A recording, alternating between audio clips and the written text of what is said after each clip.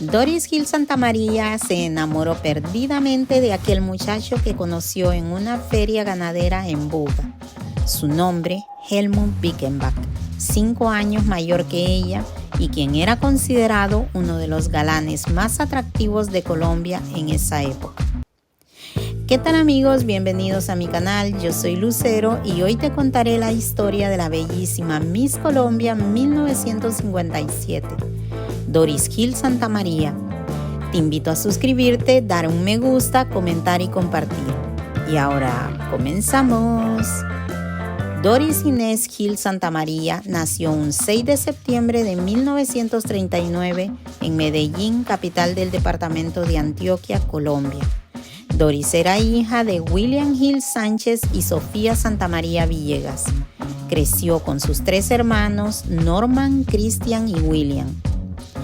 Doris realizó sus estudios en un colegio en Filadelfia, Estados Unidos, donde estuvo internada durante 3 años, lo que le permitió aprender inglés. Poco después de su regreso a Medellín, conoció en una feria ganadera en Buga a un atractivo y exitoso empresario de ascendencia alemana, llamado Helmut Bickenbach, quien era 5 años mayor que ella. Pero esto no fue un obstáculo para ellos, ya que rápidamente se dio el romance. En esa época, Helmut era conocido como uno de los galanes colombianos del momento, con su cabello rubio y su gran atractivo físico. Tiempo después de haber iniciado su romance con Helmut Bickenbach, Doris junto con un grupo de amigas se dirigieron al aeropuerto de Medellín a recibir a la peruana Gladys Sender, quien recientemente se había coronado Miss Universo 1957. Doris era tan bella que estando en la terminal aérea llamaba mucho la atención y muchas personas la confundían con la Miss Universo Gladys Sender. Tal fue la confusión del público que muchos aplaudían por donde pasaba Doris en la terminal.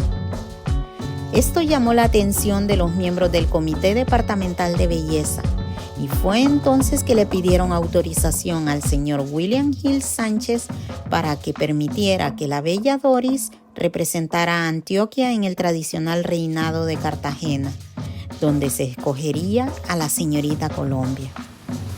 William Gil era un reconocido empresario de la ciudad de Medellín entre los años 40 y 50 y que además era uno de los fundadores de la cadena de radio Caracol.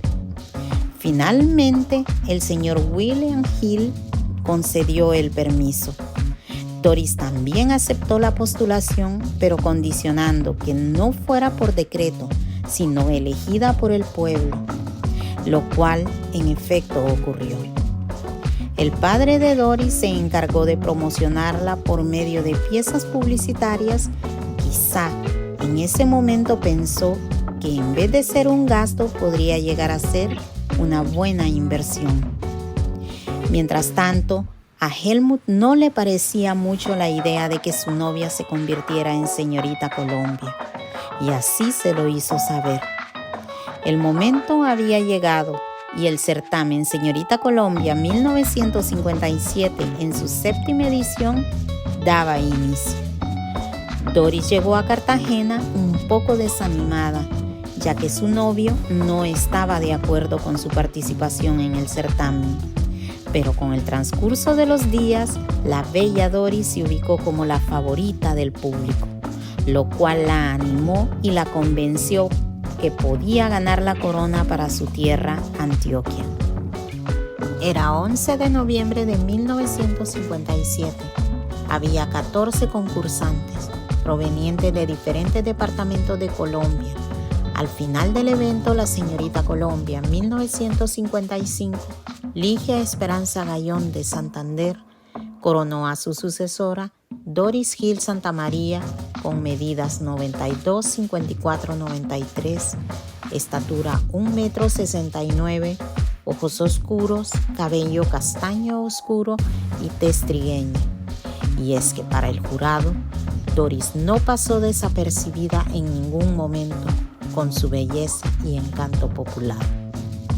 El 1 de diciembre de 1957 fue una fecha histórica para Colombia, ya que era la primera vez en ese país que las mujeres podían acudir a las urnas a ejercer el derecho al sufragio, motivo por el cual las muchachas que habían participado en el certamen Señorita Colombia se presentaron a ejercer su derecho al voto. Como un homenaje a la recién coronada Señorita Colombia, Doris Gil Santamaría, el trío Los Romanceros sacó un bambuco titulado Doris, el cual fue compuesto por Luis Pavón, integrante del trío en 1957. En una ocasión, cuando el trío interpretaba el bambuco Doris, en un programa de la emisora La Voz de Antioquia de la cadena Caracol, el padre de Doris, William Gil, se acercó y le preguntó a Alberto González, quien era la primera voz del trío Romanceros, que por qué había compuesto esa canción a su hija, que si lo que buscaban era que él les diera dinero por la composición, que ni lo soñaran, porque no le daría nada. Alberto González le dijo que hablara con Luis Pavón, que era él el compositor del bambuco. Cuando William Gil interrogó a Luis Pavón, este le contestó: «Estimado señor, la canción la compuse porque el trío admiramos a la mujer antioqueña y su hija es la reina antioqueña. No pretendemos nada de usted». Y William Gil se retiró callado. Algunos años después, el padre de Doris era conducido, esposado, desde su oficina a la cárcel, a causa de un mal manejo financiero. Siendo Señorita Colombia en 1957, Doris desistió de participar en el certamen Miss Universo 1958, que se iba a celebrar en Long Beach, California. Las razones: quería casarse con su prometido Helmut Bickenbach. Sin embargo, pasó un año para que Doris y Helmut se casaran, y meses antes de su boda, Doris fue elegida Reina Internacional del Café durante la Semana Panamericana en Washington, D.C. Semanas antes de celebrarse el certamen de belleza Señorita Colombia en Cartagena, William Gil, padre de Doris, había manifestado que no iba a aceptar nada que obligara a su hija a hacer cualquier propaganda comercial diferente a sus negocios. Razón por la cual, cuando los voceros de la firma internacional Miss Universo se acercaron a proponerle la inclusión de Doris en nombre de Colombia, él respondió no. De hecho, en una entrevista, Luz Marina Zuluaga comentó: «A mí me hicieron la oferta porque Doris no pudo asistir a Long Beach, según me dijeron, por no ponerse de acuerdo con algunas condiciones de Max Factor. Personalmente, nunca le pregunté a Doris, por lo tanto, desconozco el motivo para que ella no asistiera. Sin embargo, sé que fue algo personal. Doris era una niña muy contemplada y debía firmar un contrato para irse a los Estados Unidos. Pero el papá, William Gil, era un señor muy estricto que no permitía que Doris se le saliera de las manos, y el concurso exigía manejarla, por lo que nunca llegaron a un acuerdo. Y es así como ese año 1958, Luz Marina Zuluaga aceptó la propuesta del presidente de Max Factor, el señor Mario Barriga, para representar a Colombia en Miss Universo en sustitución de Doris Gil Santamaría. Finalmente, Luz Marina Zuluaga ganó el certamen Miss Universo 1958, siendo la única colombiana en ostentar este título durante 56 años hasta enero de 2015, cuando Paulina Vega ganó la corona Miss Universo 2014 para Colombia. Sin embargo, la renuncia de Doris Gil al cetro no la alejó de la fama. Por el contrario, la gente continuó viendo en ella a la primera reina que transmitió la televisión en un evento en todo el país, ataviada con guantes y sombrero, caminando en tacones de puntilla, con su 1,69 m de estatura, y sus 56 kilos. Por fin había llegado el día de la tan esperada boda. Era 8 de noviembre de 1958. Doris Hill Santamaría y Helmut Bickenbach se unían en matrimonio en la Basílica Metropolitana de Medellín, frente al padre Marco Tulio Zuluaga. Pero el que debía ser un día de felicidad se convirtió en una aglomeración asfixiante de público que quería ver a los dos más bellos de la época, a tal punto que el obispo hizo luego una misa de desagravio para resarcir a los novios. A partir de ese momento, ambos querían vivir su amor, alejados de la vida pública. Y fue por esa razón que decidieron ir a vivir a Finca Timaná, en Sopó, lugar en el cual Helmut se dedicó a la agricultura y a la producción de lácteos. Mientras tanto, Doris hacía lo propio con artesanías. Helmut era un hombre emprendedor que, además de dedicar tiempo a sus negocios, trabajaba en organizaciones empresariales para fomentar la industria agrícola de la región. Y Doris también trabajaba en una fundación de niñas huérfanas y participaba en grupos de apoyo para familias con problemas de adicciones. Doris siempre intentó mantener un bajo perfil. Con su esposo Helmut, Doris pudo ser ella misma, pero en el fondo había heredado de sus padres el carácter emprendedor que transmitió a su familia. William Hill, su padre, era un hombre encantador pero altivo, que tuvo que afrontar con altura una quiebra económica en sus últimos años de vida. Pero esto fue lo que fortaleció a Doris, preparándola para soportar lo que se le vino más tarde, una mala situación financiera junto con su esposo Helmut.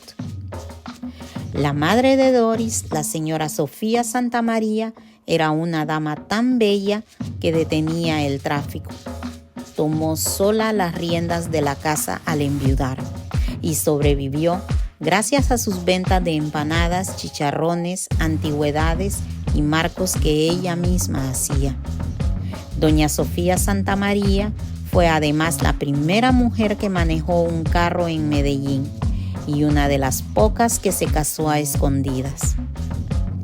Doris vivió dedicada a su familia y dejando que el tiempo borrara su fama, aquella fama que le había dado su belleza, ya que en esos últimos años se había convertido en abuela y gozaba de las travesuras de sus nietos, consintiéndolos.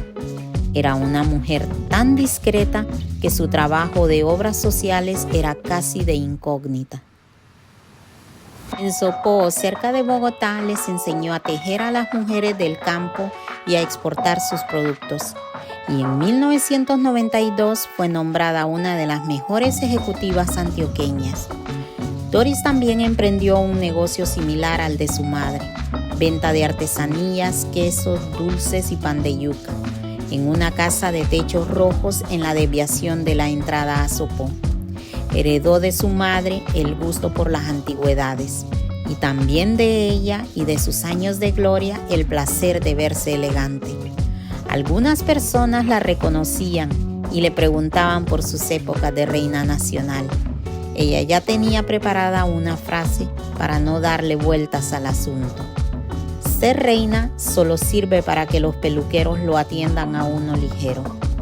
Aún así, conservaba una facilidad para maquillarse en tiempo récord que ninguna amiga pudo igualar. Y cuando pensaban ver de nuevo en ella a la bella intocable, que siguió haciendo dieta siempre, Doris la sorprendía con las manos en la paila batiendo el arequipe para la casa. Por su parte, Helmut se convirtió en poco tiempo en el pionero del reparto de leche a las casas con un sistema curioso que hizo historia en Bogotá. Se trataba de una red de distribución con coches tirados por caballos percherones que se volvió un espectáculo matutino. También fue de los primeros en envasar técnicamente la leche, cultivó el trigo y la cebada, Participó de lleno en el inicio de la exportación del banano en Urabá, pero cuando mejor le iba, los problemas de seguridad en la región lo golpearon. En la década de los 80 fue gerente del IDEMA durante el periodo del expresidente Virgilio Barco. En 1990 fue entregado al IDEMA un barco construido en el astillero de la Armada Nacional de Cartagena, con capacidad de 117 toneladas. Y por una votación abrumadora de los trabajadores del instituto que homenajeaban de esa forma a la belleza intacta de la reina, le manifestaron a Helmut que deseaban que el barco se llamara Doris Hill. Y entonces, en un arrebato de amor, Helmut aceptó, lanzando por las aguas del Chocó el barco tienda del IDEMA en una labor social para llevar alimentos a las comunidades más alejadas y pobres, bautizándolo con el nombre de su esposa, Doris Hill, quien era la madrina de la embarcación, y ese día de la inauguración, ataviada con un vestido blanco, rompió una botella de champán sobre su casco, pronunciando las siguientes palabras: por la abundante espuma de la champaña, este buque va a tener muchísima suerte. Ya para el año 2023, el barco estaba en completo abandono en la orilla del Atrato. Las autoridades estaban gestionando recuperarlo para convertirlo en ambulancia en ese año. Desde 1987 hasta bien entrado 1990, Helmut volcó todas sus energías al frente del IDEMA, descuidando sus negocios particulares. Cuando ya iba a cumplir 60 años de vida, volvió para ponerse al frente de sus empresas. Su regreso coincidió con la crisis económica que llevó a la quiebra a muchos agricultores. Él fue uno de ellos. Durante un tiempo estuvieron capoteando el vendaval y buscando nuevas opciones. «Vamos a sembrar fresas», le dijo a Doris, recordó una nota de la revista Semana por ese entonces. Pidieron dinero prestado porque no tenían liquidez, pero la situación se puso difícil y el negocio no dio.